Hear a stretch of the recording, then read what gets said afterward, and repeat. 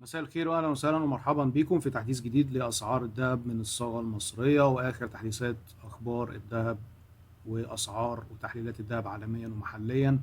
قبل ما نبدا الفيديو بدعوكم للاشتراك وتفعيل الجرس وعمل لايك علشان تقدروا تتابعوا معانا كل تحديثات القناه بسرعه. لتحديث سريع للشاشه، الأونصة عالميا دلوقتي مسجله 3353 دولار.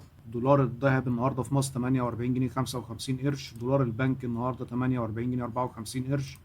دولار السوق الموازي 49 جنيه و30 قرش. اهلا وسهلا بكم.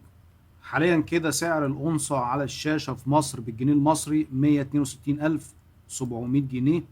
السعر ده لحظي في وقت تسجيل هذا الفيديو.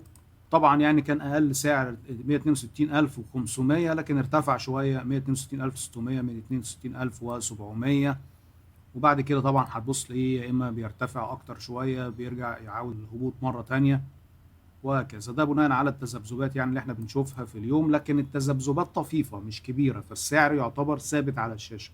عشان كده انا بحب ارشح كده في بداية الفيديو، يعني للناس اللي سمعت الفيديو اللي قبل ده، دي كده منطقة شراء. يعني انت دلوقتي داخل تنفذ شراء جزء من الاجزاء اللي معاك. طبعا في ناس كتير هتبص ليها دلوقتي هو ما بينصحكش اصلا بالشراء. ليه؟ لان هو شايف ان السعر بتاع الفوق 160 الف سعر عالي جدا، فهو ما بينصحش بالشراء، او يعني بيكلم ناس مثلا تكون اشترت قبل كده. لكن انا عادة يعني انا بكلم الناس اللي لسه عايزة تنفذ شراء دهب. دلوقتي السعر اللي على الشاشة مناسب شراء دهب ايا ما تكن وضعك من الدهب عامل ازاي. اشتريت قبل كده، ما اشتريتش خالص، لسه بتشتري اول جزء، اشتريت وبعت وعايز ترجع تشتري تاني، اللي على الشاشة سعر شراء لكل الناس اللي انا لسه مسميها دلوقتي دي. طيب ازاي انا بنصح بالشراء على ال 162600 جنيه وفي نفس الوقت بقول لك السعر نازل ل 159 الف جنيه؟ ما هو برضه علشان الناس تبقى فاهمة انا بقول ايه. انا بقول لحضرتك انه في انخفاض متوقع ل 159 الف جنيه للأونصة. يعني عند كده قاع ال 160 الف 159 الف، يعني ممكن نكسر ال 160 الف وننزل تحت شوية. خلاص. طيب الحاجات دي بيدفعها ايه؟ بيدفعها دلوقتي الاخبار الايجابية. ليه في اخبار ايجابية؟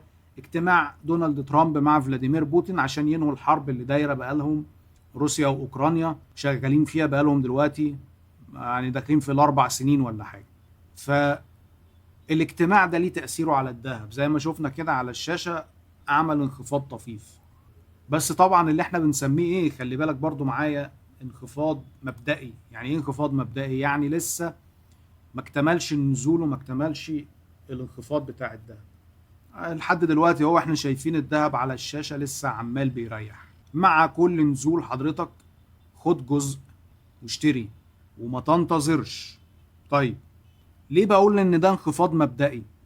هو في حاجة تانية ممكن تحصل؟ ممكن طب ايه الحاجة التانية اللي ممكن تحصل؟ تبص بقى، تبص تلاقي الذهب عمال بيسجل صعود وارتفاعات بدل ما هو بيسجل نزول. الحركة دي ايه السبب فيها او ايه الحاجة؟ لان انا بتكلم على الاجتماع نفسه فتح يعني طاقة كده ايجابية للذهب.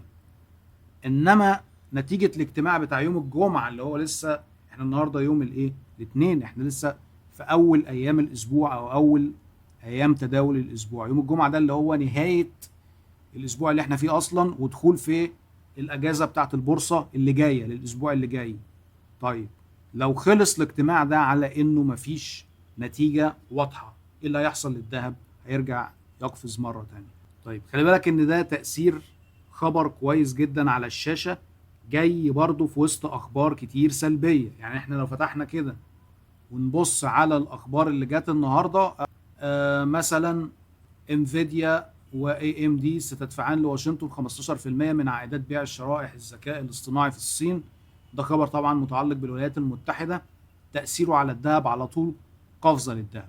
وزير الخزانة الأمريكي طبعا بيكشف مواصفات محافظ الفيدرالي الأمريكي المقبل. خلي بالك إن ده كده الخبر شكله كده وصورته إيجابية، بس هو الخبر أصلا كارثة بالنسبة للذهب، لأن إحنا داخلين على فترة هيبتدي يتغير فيها محافظ الفيدرالي الأمريكي.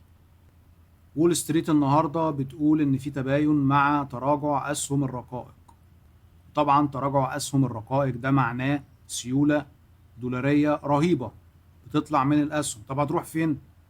محدش عارف. في احتمال ان هي تتجه للذهب، احتمال من الاحتمالات انها تتجه للذهب.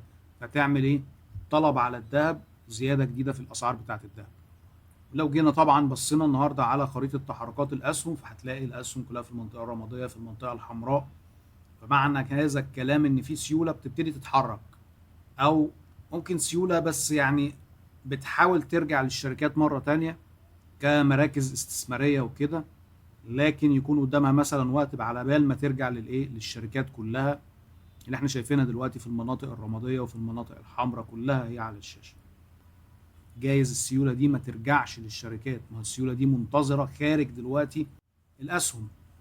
انتظارها خارج الاسهم ده بيحط كده علامه استفهام، رايحه فين السيوله؟ يا اما هترجع للاسهم، طب لو ما رجعتش للاسهم يبقى هتروح للذهب.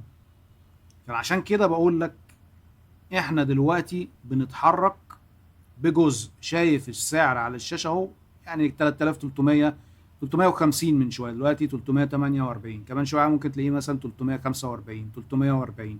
ها عمال بينزل وعمال بيسجل مناطق النزول. خلي بالك نفس الكلام اللي انا قلته لك قبل كده على سياسه البنوك المركزيه في شراء الذهب ما زالت مستمره، مفيش حاجه فيها اتغيرت. يعني ايه الكلام ده؟ يعني البنوك المركزيه هتستنى القاع اللي هينزل ليه الدهب دلوقتي، هتخش تشتري مع حضرتك. هيرتفع الدهب، حضرتك هتروح تبيع. مش حضرتك يعني انت يعني شخصك، لا انا بتكلم كمستثمر في الدهب او كشخص بينفذ مشتريات احنا بنسميها مشتريات الافراد. هو مجلس الدهب العالمي ده بنصنف الشراء بتاع الدهب لحاجتين رئيسيين: مشتريات بنوك مركزيه ومشتريات افراد، او ممكن كمان تقول جنب منهم كذا حاجه تانية، اللي هي صناديق مثلا استثمار في الذهب، اللي هي صناديق مضاربه في الذهب، وهكذا. بس القسمين الرئيسيين هما مشتريات بنوك مركزيه ومشتريات افراد. فالبنوك المركزيه هتخش تشتري مع حضرتك، هتمنعك من انت تشوف اقل سعر. طيب حضرتك لما هتبص تلاقي السعر بيرتفع تفرح تروح تبيع. البنوك المركزيه مش هتبيع معاك وتحتفظ، والدوره اللي جايه هي هتخش تشتري. لما يرتفع برضو مش هتبيع وتخش بعد كده الدوره اللي بعد منها تشتري. يبقى اذا البنوك المركزيه اللي بتشتري كميات مهوله دلوقتي من الذهب بتعمل استحواذ عالمي على الذهب. عشان كده بقول لحضرتك ممنوع بيع الذهب عند اي قمه حضرتك بتشوفها، لانه متوقع انه هيعكس الاتجاه مره تانية. بكده نكون خلصنا التحديث. تعالوا نشوف الاسعار. الاونصه عالميا 3345 دولار، دولار الصاغه 48 جنيه 55 قرش. اسعار الذهب النهارده في مصر: عيار 24 شراء 5234، بيع 5211، وعيار 22 شراء 4798، بيع 4777، عيار 21 شراء 4580، بيع 4560، عيار 18 شراء 3926، بيع 3909، عيار 14 شراء 3053، بيع 3040، عيار 12 شراء 2617، بيع 2606. الأونصة شراء 162805، بيع 162094. الجنيه الذهب شراء 36640، بيع 36480. لا تنسوا الاشتراك في القناة وتفعيل علامة الجرس وعمل لايك لهذا الفيديو لو لقيتوا فيه معلومة مفيدة. يشرفنا انضمامكم إلى القناة. شكرا لكم جميعا على حسن المتابعة، وعلى وعد بلقاء في فيديوهات جديدة. انتظرونا.